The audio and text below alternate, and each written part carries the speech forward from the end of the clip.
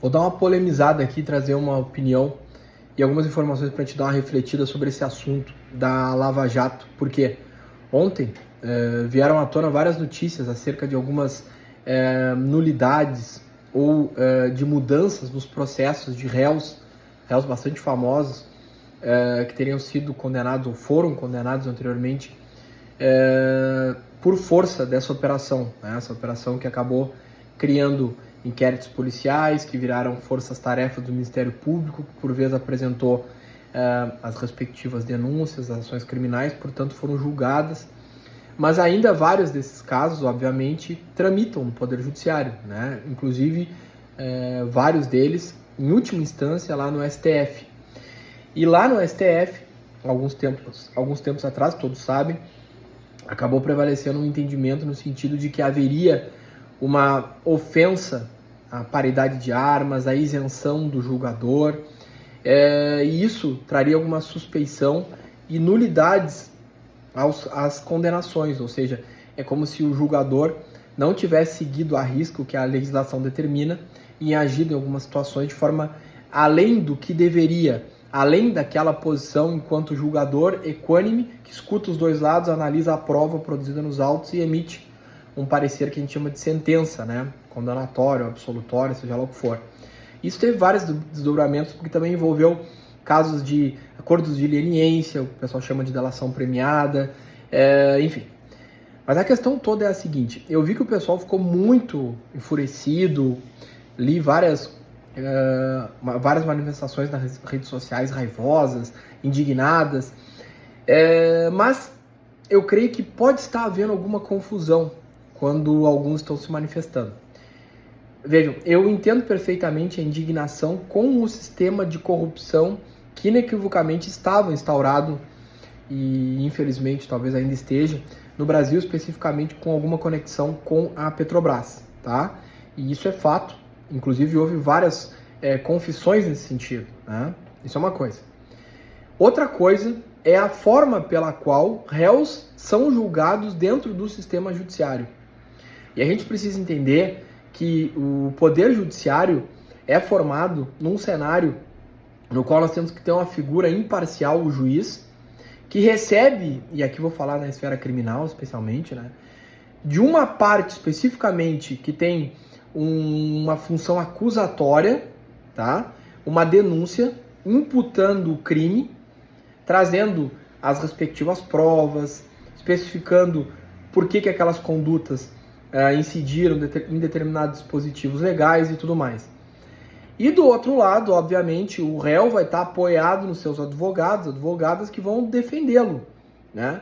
Então eu tenho de um lado o Ministério Público, que acusa, e de outro os advogados da defesa, que vão analisar o caso e tentar provar que não houve o crime, ou que ele não foi daquela forma, ou que houve alguma prescrição, algum outro problema que deva afastar a condenação, tá bem? O juiz tem que ficar no meio, né? O que ele deve fazer? Ele deve analisar os autos e verificar a prova que foi colhida dentro de um sistema de paridade de armas, ou seja, os dois lados têm que estar com poderes iguais, com forças iguais, para que o juiz decida.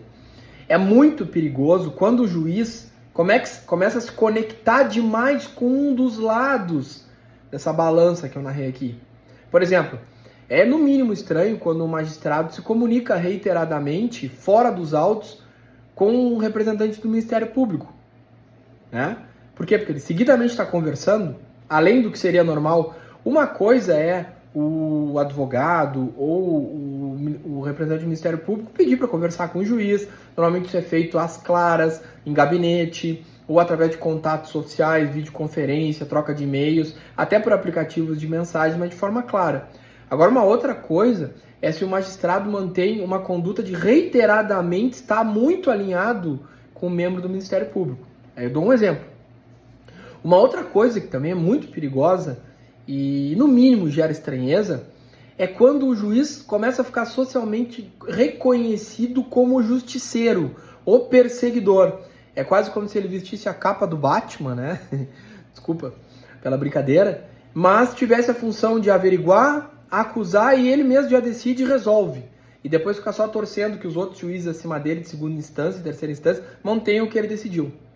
Tá? Isso também é muito perigoso, porque isso fulmina, detona todo aquele sistema que eu falei de acusação e defesa equilibradas em suas forças, com base na lei, na legislação, que por sua vez deriva da Constituição Federal, tudo dentro de um processo legal que é analisado por um juiz isento, tá bem? Então vejam, pessoal, se nós analisarmos os processos que derivaram da Operação Lava Jato, há no mínimo vários elementos que trazem alguma desconfiança com relação a essa isenção, essa paridade de armas. Eu sei que a gente tende muito a se alinhar mais com o lado da acusação aqui, porque crê piamente que houve corrupção. Mas vamos imaginar que a gente não tivesse essa certeza ou tantos indícios que a gente tem. Vamos imaginar que nós fôssemos advogados dos réus ou os próprios réus. Será que nós também não recorreríamos até o fim, batendo o pé de forma muito veemente, por estar sendo julgado por alguém, por juízes, que não tem notoriamente essa isenção, ou no mínimo tem uma desconfiança com relação a ela? Talvez um juiz que esteja mancomunado mais do que deveria com o outro lado lá da acusação. Vejam, se ponham no lugar aqui do réu ou do advogado desse réu. O que vocês fariam? Vocês não iriam até o fim julgando? Então eu só quero trazer uma questão aqui, que o sistema jurídico, na sua complexidade, ele difere um pouco do senso comum que a gente assiste na imprensa.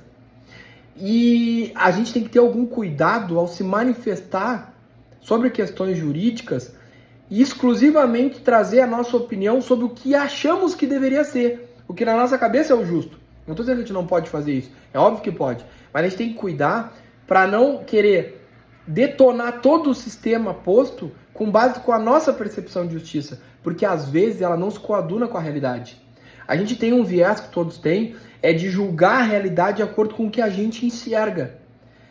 E se vocês forem conversar com um advogado criminalista, a grande maioria deles, eles já vão divergir nas suas posições com relação à Lava Jato. Especificamente no que eu estou falando aqui, de eventual suspeição ou impedimento, seja lá o que for, dos julgadores. Se eles agiram com alguns excessos, se as provas foram colhidas com alguns excessos, se houve algumas condutas nos autos que foram em excesso. De novo, eu não estou entrando no mérito se A ou B é corrupto ou não, se o partido tal é corrupto ou não. Eu só quero que vocês façam uma análise um pouco mais isenta, façam uma reflexão mais aprimorada do que eu estou dizendo agora. Né? Existe um outro lado, sim. E é odioso também, assim como corrupção, quando o sistema judiciário está evado esse problema. Porque eu tenho uma perseguição, eu tenho quase uma falta de garantia dentro do sistema. De novo, imagina se fôssemos nós. Imagina se fôssemos nós acusados de algo que estamos percebendo que o juiz já está nos impondo uma condenação, porque ele está muito alinhado com quem nos acusa. Não nos sentiríamos com essa desproporção, no sentido muito fracos, sendo impossível nos fazer ouvir, nos defender nos autos? Enfim, não me julguem mal, eu não sou a favor de corrupção ou contra a Lava Jato, não é nada disso, tá? Muito pelo contrário. Mas eu só quero que vocês pintem os quadros nas cabeças de vocês para refletir de forma um pouco mais profunda que talvez algumas decisões do STF, STJ, de segunda instância, de primeira instância, mesmo quando vão contra o que nós entendemos justo, pode ter sim um fundamento muito importante de validade. Porque o fenômeno jurídico, especialmente na sua esfera criminal, ele é muito mais complexo do que parece de antemão. É por isso que às vezes a gente tem que compreender um pouco questões do direito para poder ter uma decisão, um julgamento um pouquinho mais aprimorado da questão. Né? De novo, eu particularmente acho sim que a corrupção acabou premiando aqueles corruptos, que muito do dinheiro público foi desviado e não vai voltar, mas enfim, a questão que eu faço é, será então que não erramos um pouco a mão enquanto sociedade como esses elementos, as pessoas foram julgadas? Será que o julgamento não tinha que ter sido mais equilibrado? E aí sim a gente teria condenações mais específicas, mais firmes, que não seriam derrubadas? Acordos que seriam mantidos? Recursos que seriam devolvidos? Esse é o questionamento. E aqui a gente tem que pensar, quando a gente erra a mão e exagera, o sistema acaba tendendo a se equilibrar no médio e longo prazo, que é o que está acontecendo agora. Salvo o melhor juízo, humildemente, penso eu. Me parece que houve alguns excessos, seja na fase persecutória, na produção de provas ou ainda quando dos julgamentos. e isso acaba ferindo, trazendo nulidades para os processos, tá? É só uma reflexão que eu gostaria que vocês fizessem. Por favor, não me entendam mal aqui, eu só quero trazer outros elementos jurídicos para o pessoal dar uma refletida. Abração.